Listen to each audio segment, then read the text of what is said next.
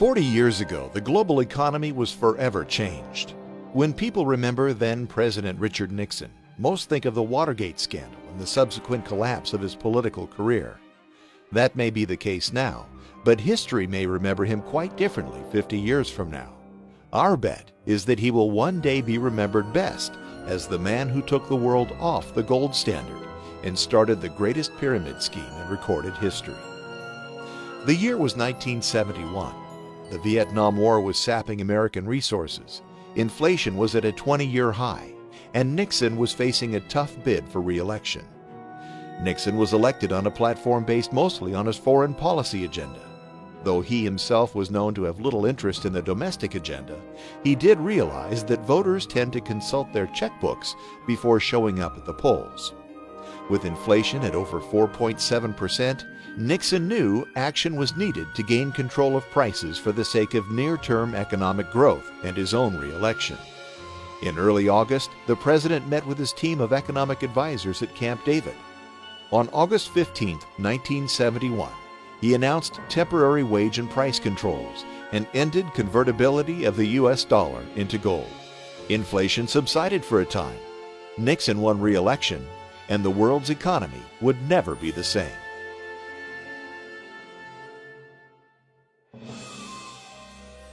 To understand the consequences of Nixon's decision, we have to look back, way back. The gold standard, as we understand it today, was the dominant fiscal force for the vast majority of recorded history. Starting long before the birth of Christ, the idea of valuing goods and services based on an amount of gold was the cornerstone of commerce for more than 98% of the last 2,000 years. Unlike modern fiscal standards and policies, the gold standard was not created. It arose naturally out of mutual free market agreement. Since gold was in limited supply and high demand, it was seen as a universal medium for value that could not be manipulated by one party in a transaction. For example, the year is 150 AD, and I want to enter into an agreement in which I take 1 cow per month from your farm each month for the next year in exchange for my work. The problem is, I don't work on your farm. I'm actually a blacksmith at some other guy's farm, and thus I can't trade my work for your cows. What we need is a convertible medium for value. In other words, we need money. The catch, however, is that we need the money to have worth in and of itself. I have to pay you something that has real value. If I simply give you a note that says I owe you for a cow, that note is only as good as my word. If I disappear the next day, you're holding the bag. Since we both agree that gold has value, and that its value is not something you or I can manipulate, it becomes the perfect medium for exchange. It becomes our money. We enter into a contract through which I pay you 1 ounce of gold per cow through the end of the year, and voila, a gold standard is born. That is free market economics at work. As the world's economy grew over time, the gold standard evolved with it. In the late 1800s, most nations operated on what's known as the classic gold standard. Under this system, nations fixed the value of gold to a specific amount of their local currency. In 1834, gold was pegged at $20.67 per ounce in the U.S., and there it stayed until 1933. In this system, international prices rose and sank together, regardless of the strength or weakness of each nation's economy. This is a crucial flaw in the gold standard from the standpoint of short-sighted governments, and a great benefit from the standpoint of long-term stability. We'll come back to that later.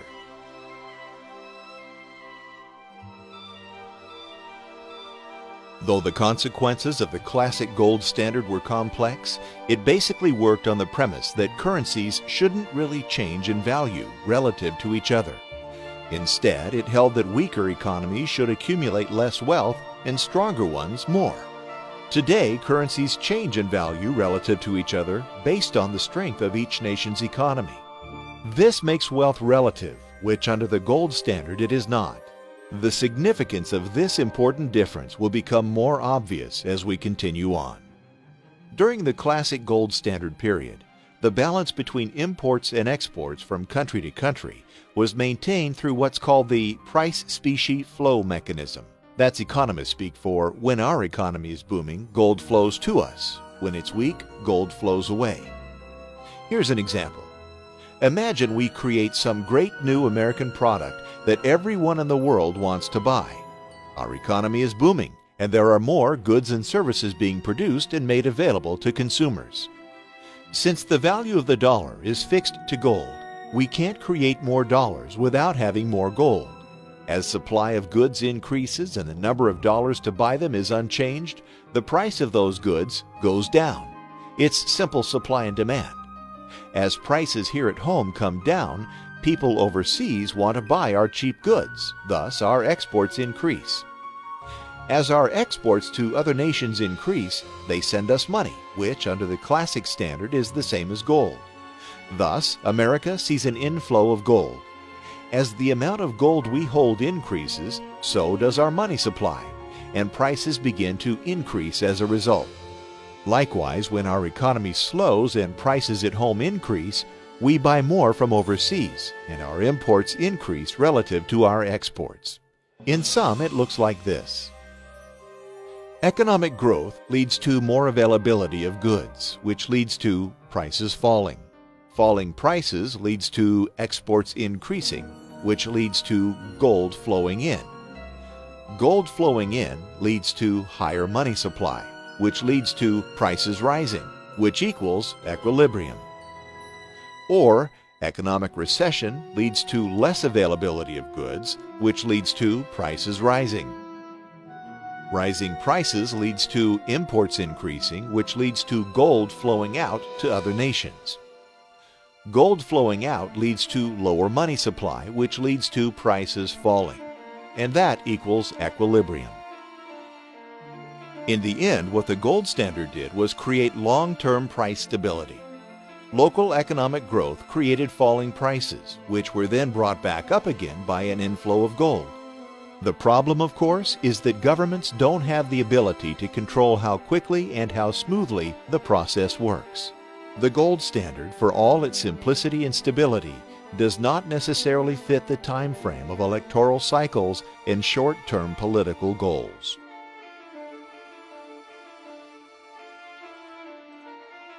Before the shot heard round the world that started the Great War, the global economy saw a long period of growth and prosperity.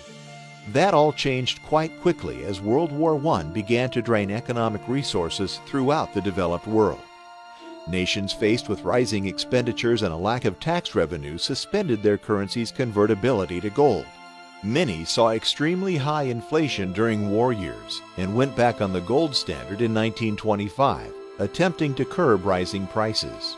The problem for European governments was that the gold flow mechanism didn't work fast enough to reach price equilibrium before the onslaught of the Great Depression.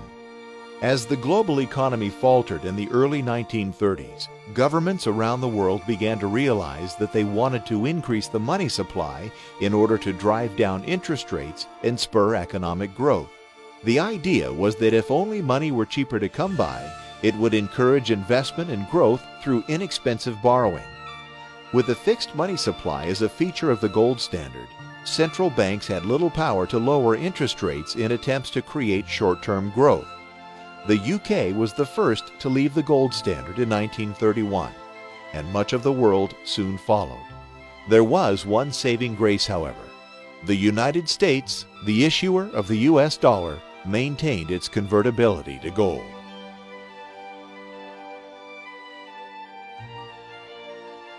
After the Second World War, nations around the world were again destitute, with inflation raging and little infrastructure to produce growth. One exception was the U.S., which, relatively speaking, was left enriched by the munitions trade during the first part of the war. As England dumped the majority of their gold into the pockets of U.S. arms producers, the massive imbalances created were too great for the gold standard to correct quickly enough. Thus, the Bretton Woods Agreement was born. Under the new agreement, a new international currency system was created in which foreign currencies were convertible into dollars, which were then convertible into gold.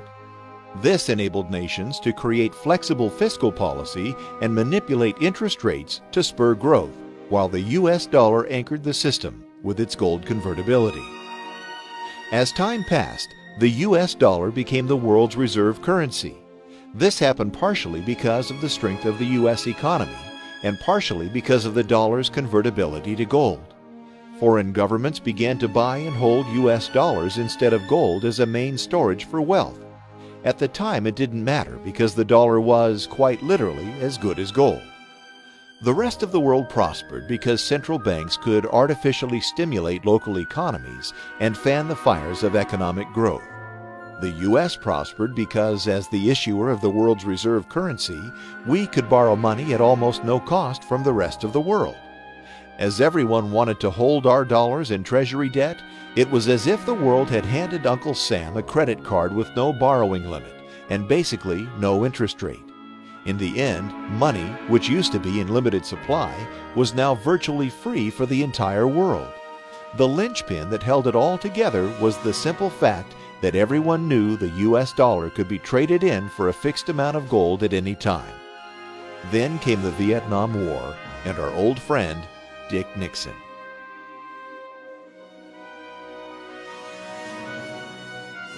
On August 15, 1971, Nixon announced that the mighty US dollar could no longer be converted into gold.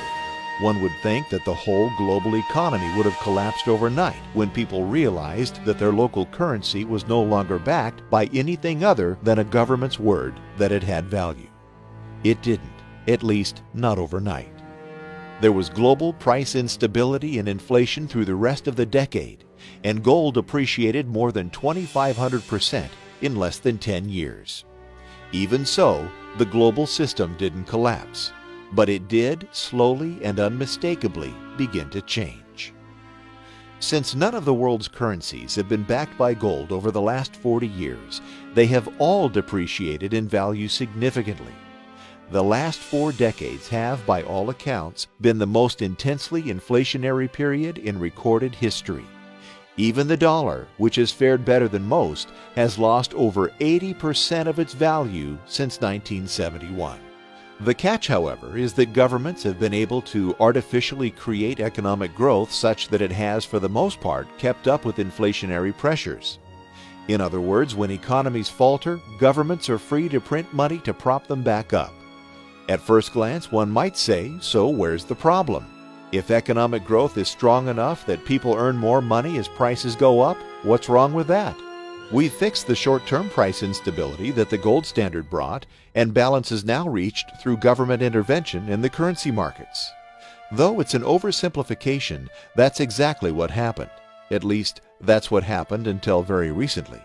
In 2008, it all changed.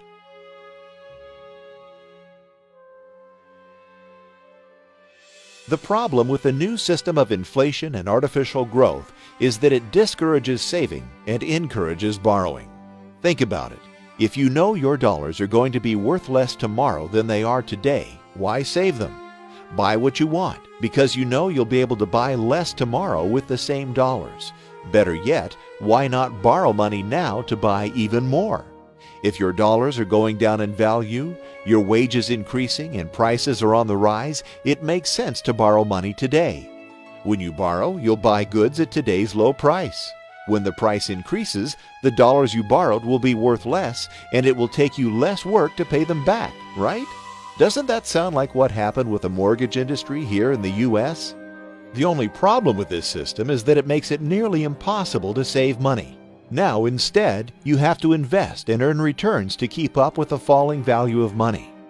Remember our parents' parents. Was wise investing a virtue for them?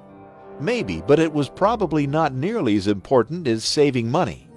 That's changed today, hasn't it? Nowadays, it's widely expected that your savings account is not the majority of your net worth. We all buy stocks, real estate, and other assets that produce returns. We have to do this, or inflation will slowly erode the value of our savings. Say goodbye to cash under the mattress and hello to 401ks, investment banks, and big money on Wall Street. Throughout the 80s and 90s and most of the last decade, this system brought unprecedented prosperity to most of the world. The problem, of course, is that it's nothing more than a pyramid scheme. For 40 years, money has been virtually free both here and abroad. This has encouraged borrowing on all levels. Citizens have borrowed from companies to buy goods. Companies have borrowed from banks to loan money. Banks have borrowed from citizens and governments to finance the whole mess, and governments have borrowed from anywhere they possibly can.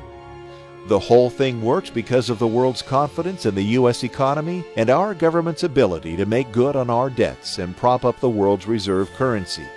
In a sense, we have borrowed from other countries, allowing them to create cheap money and continue the borrowing bonanza.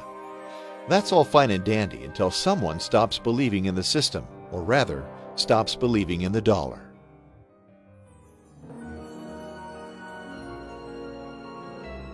Pyramid schemes tend to run well while there's an ever-increasing amount of money coming in. New money flowing in pays the bills to the old lenders, and everything moves along quite nicely. That is, until the money stops flowing in. Then it all falls apart. Let's go back to our deal concerning the cows from your farm. I want to buy them, but instead of giving you gold, I'm going to give you an IOU. The note would state that instead of giving you 1 ounce of gold for each cow, I would give you 3 ounces. The catch is that I need to take your cow in advance and go sell it to another guy for 4 ounces of gold so I can give you the 3 I owe you. Then you ask, how are you going to find someone to buy this silly old cow for 4 ounces of gold? I reply, it's simple. I'm going to tell him to loan me one of his cows, which I will then offer to someone else for 5 ounces of gold, using the same method to get the third farmer to agree. If you had any sense, you'd tell me to take my gimmicks elsewhere. As soon as one farmer doesn't agree to the deal, the whole plan falls apart. In a sense, that's exactly what happened when the real estate bubble burst in the U.S. 3 years ago. The whole world relies on the dollar as the storage place for wealth. The system worked because the U.S. economy has been so large and so strong that it represented stability in and of itself. The U.S. economy, in a sense, fulfilled the role that gold has played for thousands of years. People could buy dollars and save them, knowing that they would never be worthless because the U.S. economy was so strong. The problem was that the U.S. economy has become an economy of debt. With interest rates low, money available, and the government propping up economic growth, consumerism in the U.S. grew at a staggering pace. Soon, everyone bought a home. Home values went up indefinitely, loans were easy to get, and real estate became the great American investment. The problem was, one day, one farmer decided not to buy the cow, and the entire system collapsed.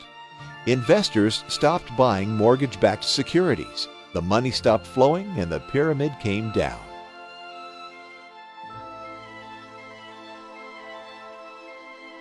As the world's economy started to unravel in 2008, the U.S. government did what other governments have been doing for decades. They borrowed, and borrowed some more. The government's solution was to borrow like crazy and stimulate the economy, relying on future growth to pay the bills. This has been made possible by the fact that the dollar is still the world's reserve currency. Though investors are losing confidence in the dollar at an alarming rate, they simply don't have much in the way of other options, at least not yet. The truth is that markets correct themselves, no matter how much governments try to intervene. The folks in Washington have been able to slow the deterioration, raise the debt ceiling, bail out the banks, save some homeowners, fight 2 wars, and get themselves reelected again and again and again. What they can't do, however, is save the dollar. By pursuing these policies, they're destroying the one mechanism that makes the whole system work, the world's confidence in the U.S. dollar. We are already starting to see the cracks appearing. Just look at the price of gold. Remember that gold was at $35 per ounce when Nixon took us off the gold standard. On August 15, 2011, the 40-year anniversary of that day in 1971, gold was at $1,770 per ounce. That means that gold has appreciated in value by more than 5,000% in just 4 decades. Actually, that's not really true. It's not as though there is less gold today than there was in 1971. It's just that it takes much more work, much more money, and many more cows to buy that same ounce of gold. Gold hasn't actually increased. Everything else has gone down. 4 decades is not much time. That's not even a full generation. When you plan for your future, is it possible you need to think another 40 years down the road? If not, won't the economic landscape of the world matter to your children in 2052? The point is that if this current trend continues, the Great Pyramid Scheme will keep on robbing the end user. The end user, of course, is you. The only course of action left for private citizens is to take the situation by the horns and stop buying the cows. By holding US dollars through this mess, we're effectively saying, sure, we believe this bill will hold its value, even though we've seen it do nothing but go down for the last 40 years. In a sense, we have to get back to the basics. We live in a world where the idea of investing must be replaced with the idea of saving. We live in a world where saving can't really be done by holding currency. Thankfully, we live in a world where we have the freedom to make our own choices, at least for now. It's no wonder more and more investors are flocking to gold. It's really the only way out of this Great Pyramid Scheme. Some folks say gold's in a bubble, but bubbles are the result of an artificially inflated sense of value. Over the long haul, gold is value, and thus doesn't artificially inflate. Even for those who bought gold in January of 1980, when it was at its previous all-time high, this simple fact holds true. Today, they have more than doubled their money, while the dollar has done nothing but fall apart. Like it or not, this is the new reality. Like it or not, gold may be the only option. The global economy can't go on booming forever on borrowed money, and the other shoe will drop. All we can do as individuals is protect ourselves and make sure none of us is the last farmer to buy the cow.